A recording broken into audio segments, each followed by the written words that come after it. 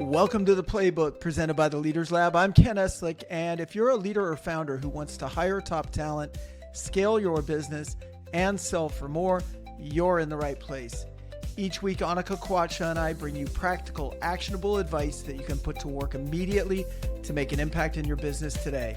And now, here's this week's episode.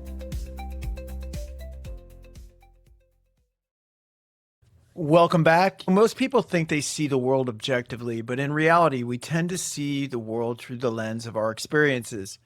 One interaction, one bad boss, one failed relationship, one difficult employee, one bad hire from a particular company, and before long, our brain starts creating rules and stories around that experience. We stop saying that person was difficult, and we start saying people from that company are difficult. Or maybe we had an experience with a leader, a political group, a generation, a personality type, a profession, whatever it might be, and suddenly isolated experiences become global beliefs. The challenge is once those beliefs are formed, our brains start looking for evidence to confirm them, and over time, those beliefs can quietly shape the way we hire, lead, communicate, date, parent, and even how we see ourselves. So today we're talking about how experiences become global beliefs and how those beliefs can either help us navigate the world or completely limit the way that we experience it. I'm joined by Onika Kwatsha. Hi, Onika. Hi, Ken. Very interesting topic that we have on the table today. Yeah, for sure. And I'm excited to dive into it. I mean, our global beliefs affect not just how we see things, but how we act, right? They're formed in some realm of reality that may or may not be true, but we start treating it as fact. And that's where we can run into problems depending on what those global beliefs are. Yeah, absolutely, Ken. The beliefs become our values, which influence our behaviors. But what came to mind for me when you were saying that intro, Ken, is when you think of this idea of experiences becoming beliefs, what's the first example that comes to mind where you realized either you or someone else had taken a small number of experiences and kind of turned them into a much bigger belief about people or the world in general? For me, I learned about this concept with Tony Robbins, and he started saying it was some of the language that you use behind things where you say all people that work at this company, all people that support this particular political organization.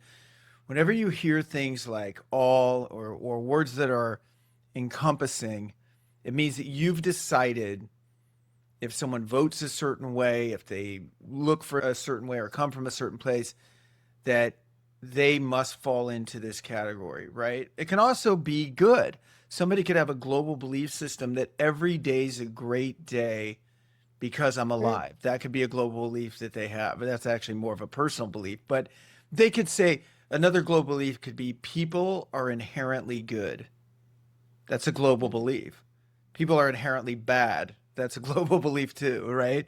So it just depends on what your experiences are and how much meaning you put into that. But these really start forming your personality and how you show up in the world. Yeah. But that also comes back to what you just mentioned, right? Like there's good experience that we have that could become our global beliefs. But why do you think the brain fixates so heavily, rather on the negative experiences that we have? Our brains are wired for safety and certainty, not for fulfillment, believe it or not. Our brains are very cavemanish in a lot of ways if we don't train them, right? So left to their own devices, they want to keep us safe. So if I feel there's danger, albeit it's not like a dinosaur chasing me like in caveman days, but if I believe there's danger, emotional danger, let's say, of engaging with a certain group of people because I've had bad experiences with only a couple of people from that group before, my brain will go like, that's just not good. Instead of maybe saying, maybe I just had a couple of bad experiences, right? And that's maybe not indicative of everybody in there. Like I'll catch myself using global beliefs. You get frustrated because in our line of work, maybe a hiring manager isn't getting back to you to get a candidate scheduled. And you start saying things like, well, hiring managers at this company just don't care about the candidates. When in reality, maybe it was one hiring manager And maybe they were just really busy that week, right? An old mentor of mine, Tommy Rosen, used to say, what else could this mean? So before jumping to conclusions, what else could this mean? What are the other possibilities, right? But to even ask that question, you have to get out of your global beliefs, right? And start thinking about it in a more fair sort of way. Yeah, absolutely. And that's kind of looking at it more generally, but work is such a big part of our day-to-day life. And Sure. it would be naive to think that we don't bring those global beliefs into the work context of like maybe salespeople are smooth talkers and are manipulative, that sort of thing. And to what extent do you feel like it's really important to kind of maybe not trust your judgment too much when it comes to these beliefs and how they interact with us in the day-to-day workplace I at think all? I think work can even be one of the worst environments for it because at work we're trying to usually be efficient and get things done. I remember we used to hire a lot of people from Enterprise Rent a Car because we liked their culture. We liked their management trainee program. We liked the way that, so the folks from there seem to, and this is a global belief too, but in general, the people from there seem to be more prone to align with our culture, right? Now, that wasn't a global belief the way I said it. If I said it as a global belief, I would say all people from this company match our culture. They don't, Mm. not all of them. It's impossible. It's tens of thousands of people, right? But they're prone to, right? They're in an environment where that exists. Now, I remember for years I hired from this company, and then I ran into a hiring manager that had hired two bad people in a row and never wanted to see anybody from that company ever again out of tens of thousands.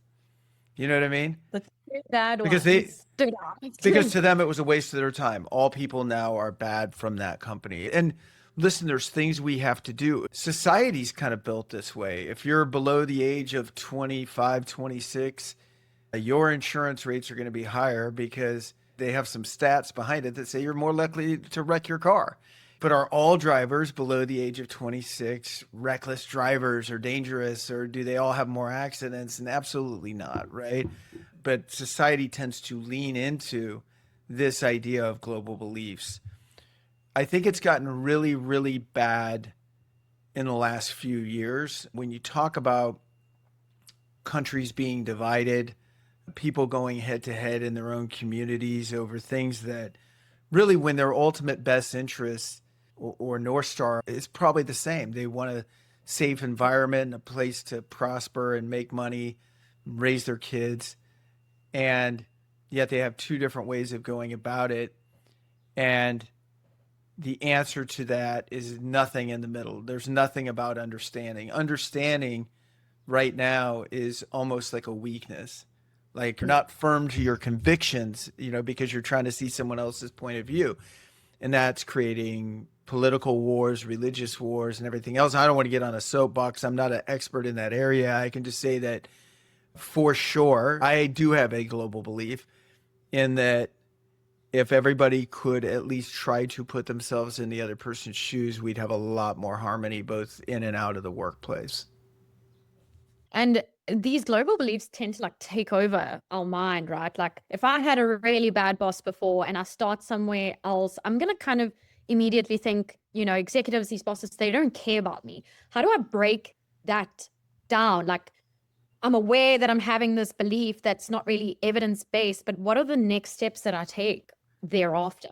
Yeah, and I could see that sometimes in leadership where people would be very distrusting of leadership without any precedent, at least on your watch. There was no event, at least on your watch, but it was all based on their global beliefs. It was all based on their experience. And now it was like all bosses are out to get you, or they don't care about you, or they're just trying to hit their KPIs because that had been their experience so far. And I Right. think as a leader, it's not my job to go, well, you should like me. It's really your global beliefs that are hanging you up, right? Like that's not the way to approach it. I think the way to approach it is it's almost like a wounded animal in a way. Like imagine if you went in to adopt a puppy, but that puppy had been slapped around over and over and over Mhm. again before it got to like the Humane Society. You don't just walk in and go right up to it and start petting it. You kind of ease your way in and get it to trust you. Do you know what I mean? I'm just saying it. That's what's coming to mind, is that there's got to be, if someone's trying to be in a leadership role, then your job in part is to help reshape the global beliefs that people have when they come into work for you, right? Help change it. Part of that is creating an environment where people feel safe, where they feel heard. It's not overnight. Like, trust is built over time, right?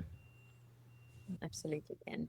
The scary thing about the way our minds work is once we start to believe something, we kind of search for evidence supporting it as well, whether it's true or not. So talk to me kind of around the role of confirmation bias for these global beliefs as well. Stay with us. We'll be right back after these messages. You know, most leaders don't build organizations, they build cages, and you can't grow if everything depends on you. Whether you're a founder scaling your company or a corporate leader running a high-performance team, growth starts with people. And that's why the first pillar at the Leaders Lab is building the right team. Before you scale, before you sell, before any big initiative, you need the right leaders around you.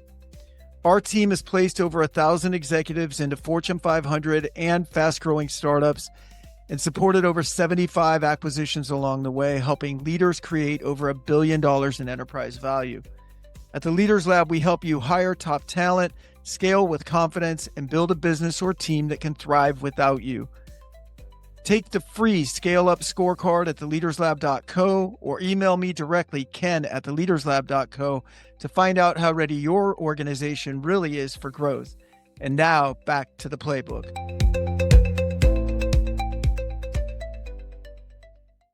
Our brains are these crazy little egomaniacs, if you thought about them by themselves. It's like little conservative, don't want to get out of their way, and they always want to be right. They're little know-it-alls. Because again, our brain is designed for safety, and part of safety is confirmation that you're right, even if it's not something that makes you feel good. So when we see something or believe something, our brains are constantly looking for evidence of it. And when you think about it, if you look for evidence of something, good or bad, you'll find it. It's a big world out there. If I told you, I know there was something we used to do in the seminars where Tony would say, take 30 seconds, look around the room and look for the color red. I only want you to see red, red, red. And you just keep saying it and you're scanning the room, but you'll get the point. And then at the end, he's like, how many people also saw a lot of blue? And it's like almost no one, because you were just focused to look at the red, right? So your global beliefs can start repeating themselves in your head almost like a mantra, almost like a directive, right? So if it's all people that are liberal are bad, all people that are conservative are bad, then I'm going to be looking for those bad conservatives or those bad liberals to confirm what I already think is true. And then that only reinforces it. And the reason I think people have trouble as they get older is they've had a long time to keep reinforcing what they already believe, making it more rigid, making it a little tougher to crack open. But anybody can crack these things open. They just have to look at things from a different viewpoint. But again, it just keeps compounding because we're wired that way. That's just what our brains want. They want to be right. Yeah, absolutely. And that's the thing, like once that pattern's there, you don't realize a pattern isn't necessarily like a fact that goes across the board. And I mean, we're in the hiring and recruitment space. Like you mentioned about the enterprise earlier, there's so many hiring managers leaving good candidates on the table and missing out on people. Like you get it a lot, but it's like remote workers, aren't productive. We're going to slap a productivity tool on them and things like that. And what do you think and feel like is the danger around that limitation? There's so many people that could be a good fit, but these beliefs just kind of block it. Well, at its worst, it's actual prejudice, right? Not just prejudice based on behaviors, but prejudice based on race or gender or religious beliefs or any of that. That's at its worst, right? But when you think about this, the way I think about it is maybe it's more acceptable, politically acceptable, whatever, socially acceptable to say, I don't like any employees from a certain company, but isn't that kind of the same thing of saying, I don't like anybody from a particular race or a religion? It's the same thing. It's without any chance of someone even getting to prove themselves or you getting to know them. You have decided they are bad, or at least bad, a particular job or whatever. And by doing that, I mean, listen, the companies that have thrived, particularly in the last 20 to 30 years, and would have thrived before that if the environment was, are the ones that are most diverse, not just in the makeup of the things we typically think of when we think of diversity, which is usually race and gender and religion, Yeah. maybe to some extent, but diversity of thought, diversity of experience, diversity of their background or where they came from. That's all, to me, part of diversity. And it's something you want to dive into. Now, we use things and talk about it a lot like behavioral exams. That's a little bit different. A behavioral exam is going to tell us, based on the traits of a job and the behavioral traits of a person, how do those things marry up, right? Without regard to anything outside of that, like where they grew up or what their religious background is or any of that, right? So it's just going to say, like, look, this job's going to require a lot of door knocking, and this person probably ain't going to like door knocking. That's just not how they're wired, right? That's not a bias. That's an insight.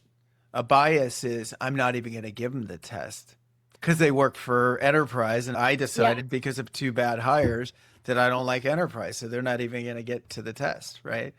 One of the other things I wanted to talk about is on the personal side and how we talk to ourselves, personal beliefs, that you sort of make global in your brain. I'm not disciplined. I'm bad with technology. These are mantras that we just end up repeating to ourselves over and over again. Let's say you're not great at technology, right? Some are, some aren't. Let's just say that's not your thing. Let's say every time you get a new phone, you know, there's someone else in your house that goes and sets that thing up for you, right? There's always that person in the house that does it and the person who doesn't want to do it. I don't think that means you're bad with technology. I think it might mean that you're not as interested in technology as that other person in your house, or that you just haven't leaned into it, or that you haven't learned it yet. But there's something so powerful about, instead of saying, I'm bad at technology, I suck at whatever, of saying, I just haven't leaned into that yet. Because I haven't leaned into it yet leaves the door open for you could lean into it if you want to. You could learn it if you want to. I suck at it. It's never going to happen because you keep repeating that. Your brain's almost like, don't even try. You're way out of your lane, right? You're terrible at technology. You shouldn't be doing it. And we say it to ourselves with so many things, right? People say, you know, I'm bad with money. I can't find love. I'm unlovable. I mean, that's really sad, right? If somebody says that, and we do it to ourselves all the time. And so catch yourself in the things that you say to yourself. Doesn't mean we put our heads in the ground and act like we don't have any deficiencies. I'm not saying that at all. It's just, again, it's a reframe. Hey, I'm not great at technology yet. Yet is a really powerful word. A few years ago, Onika, when I met you, I think it was the same year that I met you, or maybe just before, Shannon and I were living in the city, and we were starting to think of moving out of the city, and we were looking at houses. And Shannon brought me this picture of this house in the suburbs outside of New York City. And this house was, I thought, ridiculous for where we were, like price-wise and size-wise. And in the past, I might have said something like, are you crazy? Like, that's way too much house. We can't afford it. And instead, I just kind of looked at it and said, wow, that's really, really pretty. I think we can get there, but not yet. Not yet opens up the possibility that we can work towards that. And guess what? A year later, we bought a fixer-upper. I had taken that house that she gave me and I put it on like a vision board, and along with a bunch of other stuff, you know, family pictures, trips we wanted to take, numbers I wanted to hit in the business. And with those vision boards, I kind of put them up as like screensavers and stuff like that. And after a few months, as they start making progress I'll switch it out. I'll go back to a normal wallpaper or maybe a new vision board or whatever. So I had studied that one. It had been in my face for months, and I took it away. And about 6 months later, we did decide it was time not to go look for the same price home as what she showed me, but to start looking at homes in general. And it was really weird how your subconscious works, because I guess that house had been transplanted in the back of my mind. And what we ended up building or remodeling from this junker that we bought ended up looking almost identical to the one that was planted in my mind without a conscious thought of trying to replicate it. It was just, oh, well, let's do this and let's do this and let's paint it this color. And it was about the same distance from New York City, right? So it's really amazing when you open your mind to the possibilities of what could be, even if it's not going to be right now, but just not slamming the door and saying, I'll never earn this much money. I'll never be able to buy this kind of house. I'll never be able to lose the weight. You name it. We all have that kind of disempowering chatter that goes on all the time. Slight reframes like the word yet. I haven't learned that yet. Haven't gotten there yet. Implies that we're going to get there at some point. Yeah. Wow, Ken, I really like that story. And also just, again, what you said, the power of yet, and how one of the ways to curb those limiting kind of global beliefs, even within ourselves, is the word yet. You may not be there, but you could still get there. Yeah. That's the one I try to use the most. And listen, it's still a challenge because our brains, what we're doing is we're sort of arguing with this fact-based brain as our brain sees the facts. So our brain's just like, no, you're not good at it. No, you're not. And you have to go like, I'm the boss. I'm the boss. I earn this body. Yeah. I get to say how we're going to go about it. But that takes repetition, so some practical takeaways that I wanted to talk about from this is, first of all, an experience can inform you, but shouldn't define you, right? If I had bad experience with the enterprise rent-a-car employees that I decided not to move forward with, was it them? Was it their fault? Did I do something wrong? Could it have just been a couple of, right? So I can use that data in a helpful way without it becoming a global belief, right? So it should make me more thoughtful, not more closed-minded. I would tell people to stay curious, challenge assumptions, even your own assumptions, ask better questions, separate what you're seeing from a pattern. A pattern is, hey, I made 5 bad hires from the same company. Is that a pattern or is that an absolute? And maybe it's your own interview process that's broken.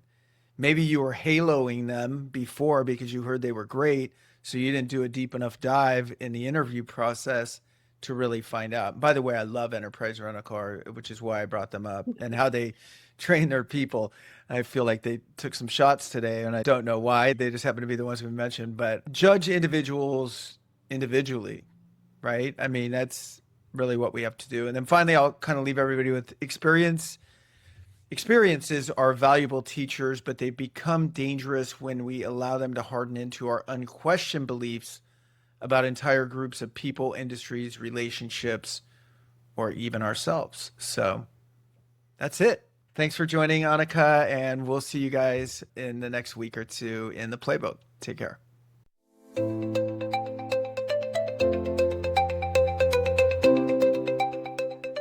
That's it for this episode of The Playbook by the Leaders Lab. Thanks for spending some time with us.